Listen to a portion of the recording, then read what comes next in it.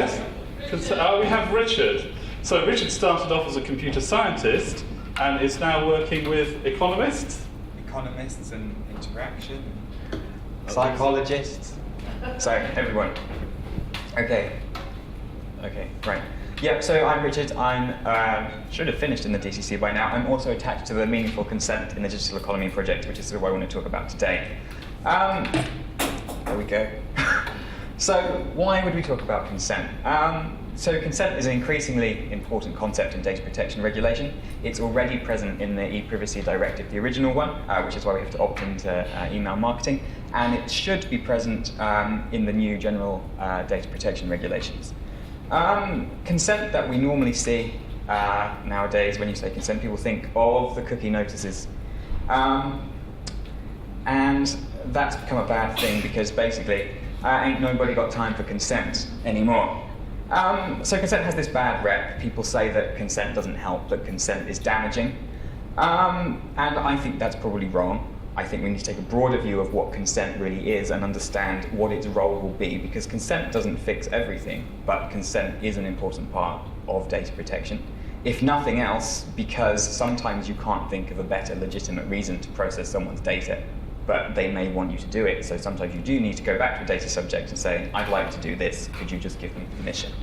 And so fundamentally, consent in the digital economy is about giving people a genuine choice in the services that they engage with, and furnishing them with the understanding of what you're going to do and the implications of that choice. And there are more nuanced models about how you actually achieve these two things and the properties of the interactions you need. But those are the two fundamental ingredients, which means that conversely, if your citizens have a genuine choice and they do understand what they're letting themselves in for, that's to say that they're these empowered consumers who are picking which services to engage with, and they have enough education and understanding of the world that they live in to make these decisions, then we've got consent. So typically we think of consent as a means to an end. Consent becomes this way to think about data protection, but equally consent is the end result of having this functional market in which consumers are making and expressing preferences in line with these values that we typically value in Western democracies, so choice, people having some idea of how things work. And so choice and understanding, and hence consent, become this way to deal with the massive trust deficit that exists between consumers and the services that they engage with. Because we see that frequently consumers are reluctantly engaging with a number of reservations. So I do think consent is important. But that's not to say that the consent we have today is working, because I think we all know that it isn't. There's clearly a problem with the consent that we see today, because we see that these supposed consent mechanisms, these, we use cookies, by closing this message you're agreeing to that, or we assume that you're okay with this, by ticking the box you agree to that. These don't work. And fundamentally, these are one class of consent interaction. These are about notice and consent. These are about telling somebody something and then pretending that they listened, when we know that they didn't. And so in practice today, consent has become about box ticking, and that's true in a quite literal sense, in that we spend a lot of time ticking boxes. And it's true in a figurative sense, in that for organizations who put these things in place, they are going through a box ticking exercise to satisfy requirements imposed by regulators. The fact is, nobody ever got sacked for putting a tick box, even though we know it doesn't work. And so consent has become about creating a legal fiction that your users understand. And sort of by way of example of how pathological this has become, Facebook know how long we spend on every page. Every click on Facebook, and in fact most websites, is instrumented. We know how long you've read something, we know how often you've moved the mouse. Facebook know you didn't read the privacy policy, yet their sign-up button says, by clicking this button, you agree you've read it. And so where do we go from here? Well, maybe I would say this, but I think consent is an interaction problem. Consent is necessarily transactional, and it necessarily involves multiple parties coming to some kind of agreement. It means it's not just a legal problem, it's not just a policy problem, it is about interaction design and behavioral science. And actually this means that we can compare the idea of these consent interactions, of consent architectures, with the ideas of choice architecture proposed by Taylor and Sunstein in their work on nudging. So let's reimagine what constitutes a consent interaction with these two properties in mind, that is choice and understanding. And one way to do that is to rethink a little bit about what we mean by consent, as Emma suggested, that let's start thinking of consent as the absence of surprise. So citizens who have given meaningful consent, not just a legal fiction, should not be surprised further down the line. That's the fundamental idea. They may be impoverished, miserable, or in prison, but they shouldn't be surprised about it. So the biggest problem in consent then is in making sure that citizens' mental models, that's to say the things users think you're doing with their data, actually match up with what you are doing. Because everywhere those two things don't line up creates the potential for your users to be surprised. And this is sort of non-trivial, because when you start delving into this, you realize you have this huge problem of narrative. So there are multiple ways to explain any given practice, and by way of example, here are 3 different narratives for a very similar thing. You can take a technical narrative to explain what you're doing, and that would be we use cookies. And this is where we're stuck with the cookie law at the moment. We know we use cookies. You can take an intentional view. You can say, this is why we're doing it. So we want to target ads based on your browsing history. That's your intent.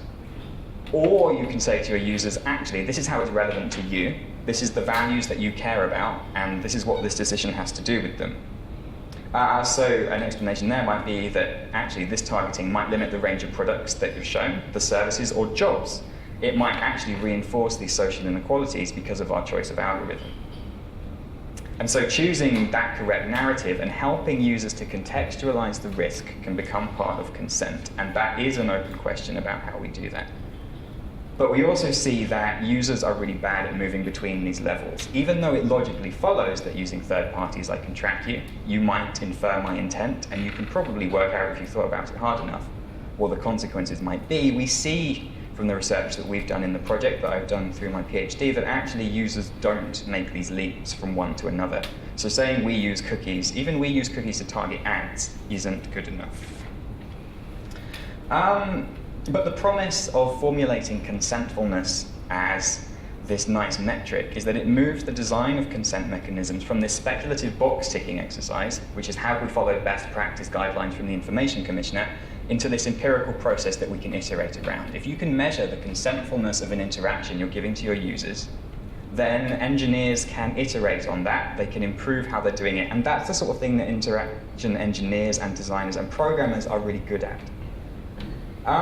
Service providers benefit because given this instrument and methodology for determining the consentfulness of interaction, they can say to a regulator, we can prove 90, 80, 70% of our users got it, that we showed 70% of them understood, compared to 1% of them at the moment. That gives them some legal certainty, and it allows for this innovation because they're no longer constrained by what policymakers and regulators think they need to see. And then the role of the regulator shifts from producing these speculative guidelines about saying this is the checkbox you need to use, to actually just checking that this methodology was carried out properly. And so you end up less with this speculation and more like the health and safety executive who will come in and say, well, actually, did you do your risk assessment properly? Did you prove that your roller coaster was safe? So what do these new interactions look like? I suggest a couple that we're looking at. So the first is this idea of negotiation, that I will negotiate with a service to come to an agreement which necessarily embodies consent, but that I probably don't want to do this myself.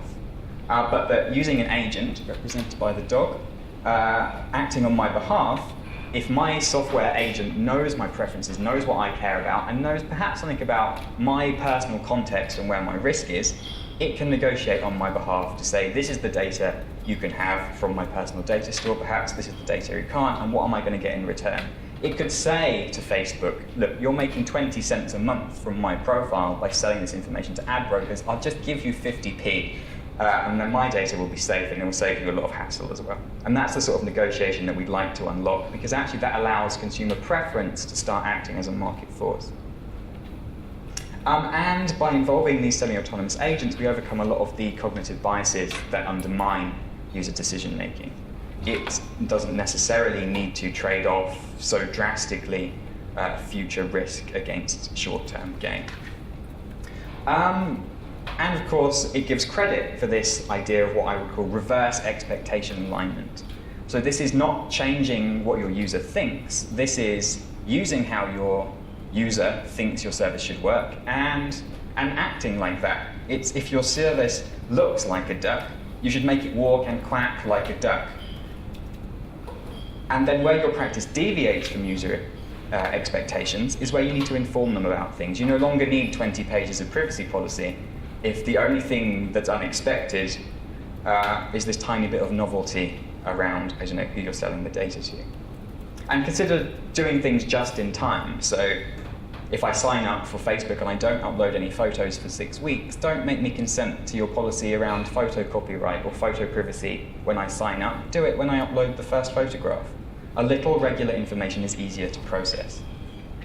And so in summary, consent is a much broader principle than the notice and consent interactions that we have today. Consent is an interaction problem as well as a legal and a policy one.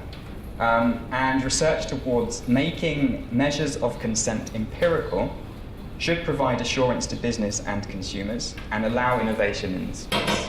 Thank you.